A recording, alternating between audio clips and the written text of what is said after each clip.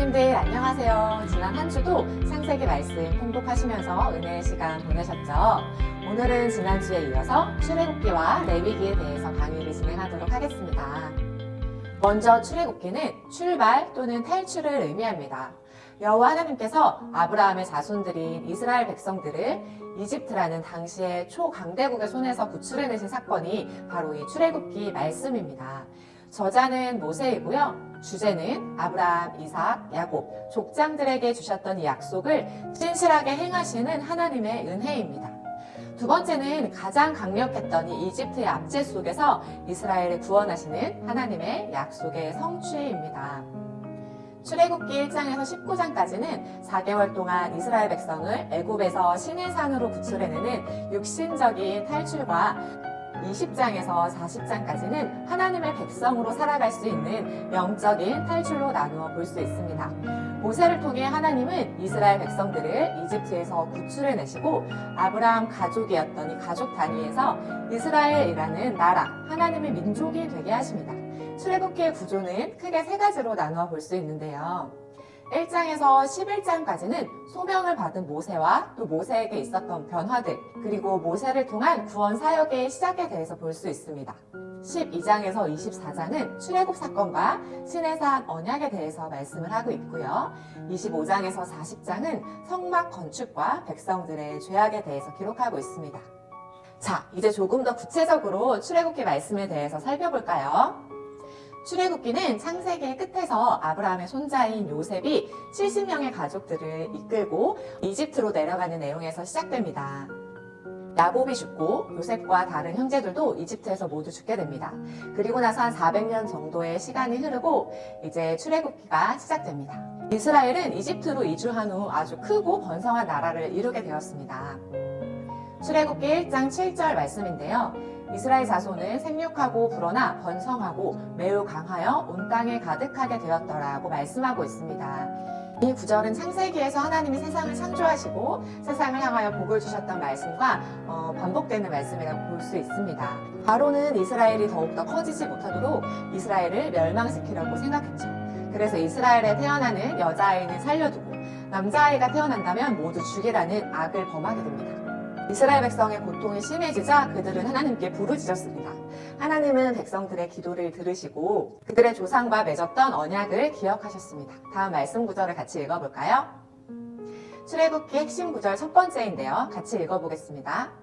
하나님께서는 그들의 소리를 들으시고 아브라함과 이삭과 야곱에게 하신 약속을 기억하셨습니다. 자, 이스라엘의 한 여인이 자신의 아들을 살리기 위해 갈대 상자에 아들을 넣고 나일강으로 흘려보내기 시작합니다. 이 아이의 이름은 모세입니다. 모세는 부모의 믿음과 하나님의 섭리로 출생 후 남자아이들은 모두 죽이라는 이 죽음에서 면하게 되어집니다. 그 후 모세는 애굽의 궁정에서 바로의 공주의 아들로 40년 동안 성장하게 됩니다. 모세의 기적 부분인데요. 모세는 히브리인을 괴롭혔던 애굽 사람을 죽여서 미디안 광야로 도망가게 됩니다. 그리고 그곳에서 40년 동안 목자로 살게 되는데요. 그때 이스라엘 백성을 구원하라는 하나님의 부르심을 받게 됩니다. 이제 모세는 하나님이 바로의 악을 심판하시는 도구로 쓰임받게 됩니다. 하나님은 모세가 미디안 광야에 있을 때 불타는 떨기나무에서 모세를 부르셨습니다. 그리고 바로에게 가서 이스라엘 백성을 보내라고 명령하라고 하십니다. 하나님은 바로가 거절할 것을 이미 알고 계시고 10가지 재앙으로 이집트를 심판하실 것이고 그의 마음을 완악하게 하실 것이라고 말씀하셨습니다. 이제부터 출애굽기 5장에서 11장까지 하나님과 바로의 대결이 시작되어지는데요. 교재에도 10가지 재앙에 대해서 적어두었습니다. 이 부분에서 우리는 하나님이 어떤 분이신가에 대해서 더 정확하게 알 수 있습니다. 우리가 이것을 순서대로 살펴보는 것은 매우 중요한 핵심이 될 수 있습니다. 모세와 바로가 처음 만났을 때부터 바로의 마음은 완악했습니다. 그리고 이어지는 강물이 피로 변하고 개구리 또 이, 파리, 가축들의 죽음 5가지 재앙을 내리시는데 그때마다 모세는 바로에게 이스라엘 백성을 보내라 이렇게 말을 했지만 바로는 그때마다 마음을 완악하게 합니다. 그 후 5가지 재앙이 일어날 때 하나님께서 바로의 마음을 완악하게 하셨다고 말씀하십니다. 바로 하나님은 바로가 거역할 것을 아시고도 돌이킬 수 있는 기회를 주셨다는 것을 알 수 있습니다. 9가지 재앙이 끝났는데도 바로의 마음은 완악했습니다. 결국 바로는 악을 돌이킬 수 없는 상태가 되었습니다. 그리고 바로의 악을 하나님께서는 구속사역의 도구로 사용하십니다. 바로 마지막 재앙인데 6월절 밤이 깊어오는 것입니다. 바로가 이스라엘의 아들을 살해했듯이 하나님은 마지막 재앙을 통해 이스라엘의 아들들을 죽이기로 합니다. 여기서 아주 중요한 6월절이 나오게 되는데요. 6월절은 죽음의 사자가 피가 있는 집은 넘어간다라는 뜻입니다. 하나님의 10번째 재앙이 이르렀을 때 어린 양의 피를 바른 집은 넘어가서 죽음을 면할 수 있게 됩니다. 그러나 바로의 아들은 그 자리에서 죽음을 당하게 되고 결국 바로는 항복하고 이스라엘 백성들을 보내게 됩니다. 6월절 사건이 우리에게 보여주는 것은 구속의 객관성입니다. 그들이 구원을 받을 수 있었던 이유는 문설주와 인방에 발라져 있는 피 때문이지 그 집 안에 머물었던 어떤 사람들의 상태 때문은 절대 아니었습니다. 6월절은 그리스도가 이루실 구속의 예표를 보여주는데요. 어린 양 예수님의 피가 우리를 사망에서 생명으로 옮기는 세상 죄를 지시는 6월절 양이 되사 그의 피와 살로 우리를 구원하셨습니다. 유대인들은 여전히 이 6월절을 기념하고 있지만 우리는 성찬식을 통해서 이것을 기념합니다. 예수 그리스도는 6월절의 어린 양으로 우리는 예수님의 피로 하나님의 진노를 피할 수 있게 되었습니다. 여러분들의 마음에는 예수님의 피가 뿌려져 있나요? 말씀을 통독하시면서 이 부분도 함께 묵상해 보면 좋을 것 같습니다. 출애굽기의 2번째 핵심 구절을 볼 수 있는데요. 같이 한번 읽어보겠습니다. 하지만 모세가 대답했습니다. 두려워하지 마시오. 굳게 서서 여호와께서 오늘 여러분에게 베푸실 구원을 보시오. 오늘이 지나면 이 이집트 사람들을 다시는 보지 않게 될 것이오. 그저 가만히 있기만 하시오. 여호와께서 여러분을 위해 싸워주실 것이오. 출애굽기 14장 13절에서 14절 말씀입니다. 이제 이스라엘 백성들은 광야에서 시내산으로 걸어가게 됩니다. 이 과정 가운데 힘들었던 백성들은 자신을 구원하신 하나님과 모세를 원망하고 불평하게 됩니다. 그리고 이집트를 그리워하기까지 합니다. 5장 22절부터의 내용인데요. 홍해를 건넌 이스라엘 백성은 수르 광야와 신 광야를 지나서 시내산으로 행합니다. 교재에 출애굽 경로를 지도로 넣어드렸는데요. 애굽에서 저 아래 시내산까지 이동하게 되는데 그 중간중간에 홍해가 갈라지는 사건부터 시작해서 구름 기둥과 불 기둥, 만나와 메추라기, 또 반석에서 물이 남과 같은 놀라운 표적과 기사로 하나님은 백성들을 인도하십니다. 그리고 이스라엘 백성들은 드디어 시내 광야에 도착합니다. 모세가 40년 동안 목자로 있으면서 하나님께 부르심을 받았던 바로 그곳인데요. 지금은 백성들과 함께 그곳에 머무르게 되었습니다. 출애굽기는 이집트에서 시작해서 시내산에서 마무리가 되어지는데요. 가나안으로 가려면 아직도 멀었습니다.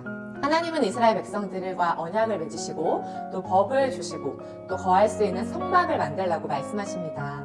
하나님은 이제 이스라엘 백성들을 진짜 하나님 나라의 백성, 나라로 만드실 그 과정을 준비하고 계십니다. 모세는 이제 이스라엘 백성을 대표해서 시내산에 오르게 되어지는데요. 그곳에서 하나님은 언약의 말씀인 십계명을 모세에게 주십니다. 하나님은 모세에게 이제 성막을 만들라고 명령하십니다. 그리고 성막에서 수종들어야 할 제사장들의 예복, 또 번제, 분향, 또 물두멍 이런 것에 대해서 하나하나 가르치십니다. 또 하나님께서 어떻게 제사를 드려야 할지에 대해서도 구체적인 방법을 알려주셨습니다. 이 모든 일을 마치고 모세는 십계명 2 돌판을 가지고 아래로 내려옵니다. 32장에서 34장은 모세가 시내산에서 내려와 보니 이스라엘 백성들이 금송아지를 만들고 우상을 숭배하고 있었죠. 하나님은 모세의 중보 기도로 백성들을 다시 한번 용서해 주시고요. 35장에서 40장은 성막 제작에 대한 구체적인 내용들입니다. 성막은 삭막한 사막 가운데서 금일통과 보석들로 지어진 아름다운 이동식 성전이었고요. 성막은 하나님이 친히 동행하시는 상징이 되었습니다. 이스라엘 백성들이 약속의 땅으로 나아갈 때 성막 안에 임한 하나님의 임재는 그들의 삶의 중심이 되어야 했습니다. 성막 뜰에는요, 제단이 있고 중앙에 장막 안에서 성소와 지성소가 있습니다. 가장 거룩한 장소를 뜻하는 이 지성소에는요, 언약궤로 불리는 금상자가 있고요. 그 뚜껑에는 천사 둘이 앉아 있는데 여기가 하나님의 임재가 머무는 장소입니다. 또한 성물에 대해서도 자세하게 설명이 나오는데 모든 것이 상징적인 의미를 가지고 있다는 게 아주 중요한 포인트입니다. 성막은 이렇게 하나님과 백성들이 교제할 수 있는 거룩한 장소인데요. 제가 교제의 성막의 영적인 의미에 대해서 하나하나 적어 두었으니까 통독을 하시면서 살펴보시면 이 부분을 통해서도 우리 성도님들이 은혜를 받으실 수 있을 것입니다. 자, 이렇게 출애굽기의 개요에 대해서 알아보았는데요. 출애굽기에 나타난 하나님은 어떠한 분이신가 우리가 또 살펴보아야겠죠. 하나님에 대해서도 같이 한번 읽어보겠습니다. 인생을 건지고 다듬으시는 토기장이 하나님, 다른 부연 설명이 필요 없으신 자존자 하나님, 하나님의 백성과 열방이 하나님을 알도록 계시하시는 바로 그 하나님, 우리의 질병을 치료하시는 여호와 라파의 하나님, 그의 백성에게 승리의 깃발이 되시는 여호와 니시의 하나님, 그의 백성에게 언약과 법도를 주시는 질서의 하나님, 우리와의 만남을 세밀하게 준비하시는 섬세한 하나님, 자비롭고 은혜롭고 노하기를 더디하시고 인자와 진실이 많으신 하나님, 다른 신을 용납할 수 없는 질투의 하나님. 자, 이제 레위기를 살펴볼 텐데요. 출애굽기의 시작은 바로의 악함으로 시작했습니다. 그런데 출애굽기의 마지막은 이스라엘 백성들의 죄악으로 끝나게 됩니다. 바로 하나님과의 그 관계를 파괴하는 것은 그들의 죄악이라는 말인데요. 어떻게 거룩하시고 신실하신 이 하나님께서 죄악이 가득한 백성들과 함께 그 안에 임재하실 수 있을까요? 그것에 대한 해답이 바로 레위기에 적혀 있습니다. 하나님께서는 백성들이 하나님의 임재 안에서 살 수 있는 방법을 알려주십니다. 창세기에서 이스라엘 백성들은 하나님의 백성으로 부름을 받았고 출애굽기에서 하나님께서 그들을 구원해 주셨습니다. 그렇지만 이스라엘 백성들은 거룩하게 성화되어야지 하나님과 함께 동행할 수 있게 되죠. 그래서 레위기의 주제는 거룩하신 여호와 하나님이 이스라엘 백성 가운데 거하신다는 것과 거룩하신 여호와가 함께 하심으로 백성은 죄를 뉘우치고 마음을 깨끗하게 하고 거룩한 삶을 살게 된다는 이 두 가지입니다. 레위기에는 신약의 십자가를 이해하는 데 필수적인 제사 의식이 설명되어 있다는 것과 내가 거룩하니 너희도 거룩하라 이 명령이 4번이나 반복된다는 것입니다. 레위기의 개요는 크게 두 가지로 나눌 수 있습니다. 1장에서 10장은 하나님께 나아가는 길로 5가지 제사에 대해서 설명합니다. 11장에서 27장은 거룩하신 하나님과 동행하는 이스라엘 백성들이 어떻게 살아야 할 것인가에 대한 내용입니다. 사실 레위기를 읽다 보면 이 피라는 단어가 굉장히 많이 나옵니다. 어떤 사람은 피범벅인 책이다 라고 표현을 하기도 하는데요. 생명을 창조하시고 또 생명을 소중하게 여기시는 하나님께서 왜 이렇게 피에 대해서 집착하시지? 이렇게 생각할 수 있습니다. 그런데 하나님은 피가 아니라 백성들을 구원하는 것에 그 핵심을 두고 있습니다. 하나님은 죄를 씻을 수 있는 그 길을 바로 희생 제물의 피로 제시해 주셨습니다. 결국 이것은 하나님의 크신 사랑의 귀결이라고 볼 수 있는데 바로 자신의 독생자 아들 예수님이 피를 흘리며 십자가에서 죽음을 감당하셨기 때문입니다. 여러분, 하나님은 거룩하신 분이십니다. 그리고 그 거룩한 삶으로 우리를 지금도 초대하고 계십니다. 먼저 1장에서 7장까지는요, 개인 예배를 위한 제사에 대해서 설명하고 있습니다. 여호와께서 회막에서 번제, 소제, 화목제, 속죄제, 속건제의 제사 규례를 알려주셨고 또 제사장들의 직내 규정도 알려주셨습니다. 교재에 보면 5가지 제사에 대해서 제가 넣어드렸는데요. 번제는 짐승을 전부 태워서 드리는 제사이고 제물을 드릴 수 있는 동물은 소, 양, 염소 모두 수컷이어야 되고 또 새, 산비둘기 또는 집비둘기 새끼여야 합니다. 소제는 짐승이 아니라 곡식으로 피 없이 드리는 제사를 말하고요. 또 화목제는 하나님과 사람 간의 회복을 위한 제사이고요. 소와 양과 염소, 암수 구별 없이 드릴 수 있습니다. 속죄제는 부지중에 지은 죄를 씻는 제사입니다. 부지중이라는 말은 길을 잃다 빗나가다라는 뜻인데요. 의도하지 않게 죄를 지었을 때를 말합니다. 제사장과 회중은 송아지를 제물로 드릴 수 있었고 통치자는 숫, 염소, 보통 사람들은 암염소와 암양으로 드릴 수 있었습니다. 특별히 이 속죄제는요, 반드시 드려야 하기 때문에 신분에 따라서 제물이 정해져 있는 것이 특징이라고 볼 수 있습니다. 속건제는 보상의 규정에 따라오는 제사인데요, 흠없는 수량을 제물로 드릴 수 있습니다.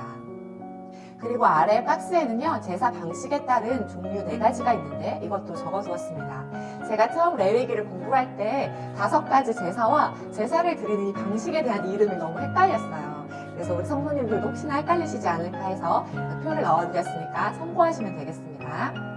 어쨌든 하나님은 모든 방법으로 최선의 예배를 드리기를 원하십니다. 그래서 하나님이 레위기에 적혀 있는 것처럼 하나하나 구체적으로 세세하게 제사 드리는 방법에 대해서 알려주신 것입니다. 이어지는 8장과 10장에서는 하나님이 알려주신 이 제사의 규례대로 대제사장 아론과 그의 아들들이 제사를 직접 드리게 되어지는데요. 아론이 드린 이 제사를 하나님께서 기쁘게 받아주셨는데 그의 아들 나답과 아비후는 하나님의 방법이 아닌 다른 불로 제사를 드리다가 그 자리에서 죽음을 당하게 됩니다. 11장에서 15장은 정결법에 대해서 말씀합니다. 온 이스라엘 백성들이 반드시 지켜야 할 정결 의식입니다.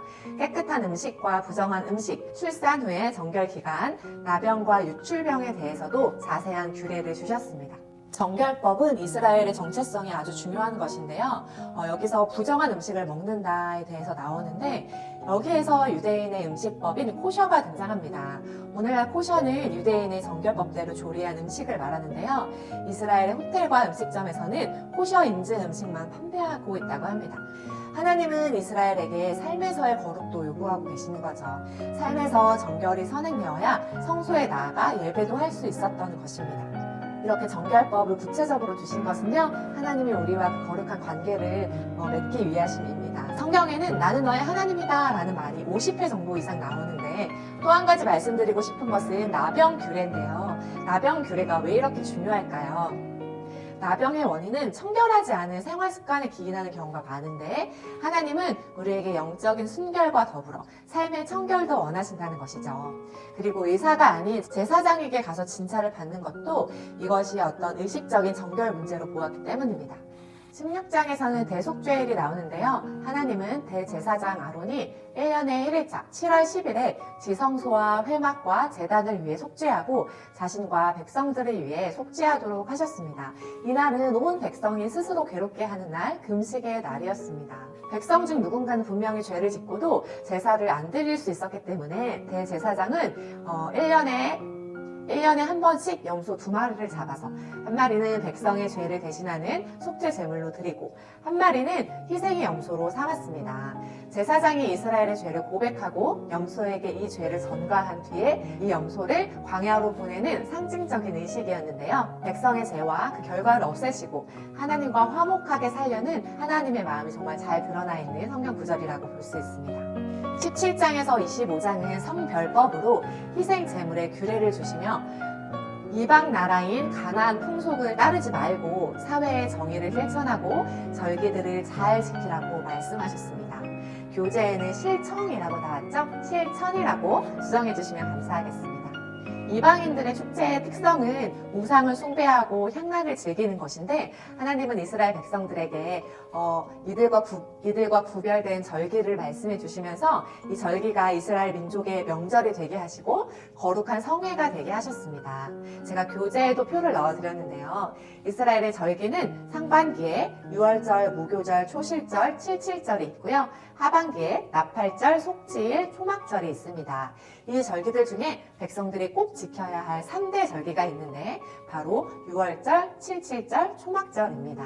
이 절기들은 과거 우리를 구원해 주신 그 하나님과 또 오늘 우리에게 축복을 내려주시는 것, 또 내일의 안식을 주시는 하나님을 기억하면서 찬양하고 감사하는 절기라고 생각하시면 되겠습니다. 25장에서 27장은 하나님의 순종에 대한 복을 약속하셨고 불순종에 대해서는 재앙을 경고하셨습니다. 레위기 규례를 마치며 하나님은 이스라엘 백성들이 결단할 것을 촉구하시는데요. 26장의 상과 벌의 내용은 이스라엘 백성의 존재 의의가 걸린 문제입니다. 하나님은 이스라엘 나라를 만드시고 언약을 주시고 법을 주셨습니다. 하나님의 백성답게 거룩한 나라가 되라고 하신 것입니다.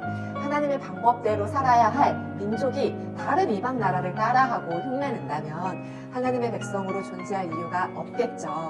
하나님이 말씀하신 방법으로 하나님의 백성으로 살아가는 것, 그리고 그 나라와 그 의를 구하는 것, 이것이 하나님이 우리에게 허락하신 복이 된다는 것을 기억하시기 바랍니다. 이렇게 레위기의 계요에 대해서 살펴보았는데요. 레위기에 나타난 하나님은 어떤 분이실까요? 우리가 이 부분도 같이 한번 읽어보도록 하겠습니다. 우리와 만나 친밀하게 교제하기 원하시는 하나님, 죄와 허물을 드러내시고 사하시는 공의와 사랑의 하나님, 사람에게 책임과 권한을 위임하시고 동역하시는 하나님, 우리에게 거룩을 원하시는 거룩한 하나님, 자주 부정함에 빠지는 우리를 정결하게 하시는 하나님, 친밀한 교제와 거룩한 성별을 함께 원하시는 하나님, 모든 생명을 소중하게 여기시는 하나님, 예배의 거룩과 삶의 거룩을 똑같이 중요하게 여기시는 하나님, 모두에게 균등한 기회를 주시는 공평의 하나님. 네, 이번 주에는 이렇게 출애굽기와 레위기에 대해서 살펴보았는데요. 출애굽기에 나타난 하나님의 구원, 또 레위기에 나타난 백성들을 향한 그 아버지 하나님의 마음을 잘 기억하시면서 통독하시는 한 주가 되기를 바라겠습니다. 오늘 계율을 기억하시면서 레위기 부분에서 천천히 꼭꼭 말씀을 통독하시다 보면 그렇게 어렵게 느껴지시지 않을 것입니다. 개그우먼 조혜련 씨가 이 레위기를 읽으면서 그렇게 많이 울었다고 하더라고요. 우리 성도님들도 출애굽기와 레위기를 읽으시면서 많은 은혜 받으셨으면 좋겠고, 또 통독방에 완독만 올리지 마시고 받은 은혜도 함께 나누시는 귀한 시간 되기를 바라겠습니다. 그럼 저는 다음 주에 민수기 강의로 다시 찾아뵙겠습니다. 감사합니다.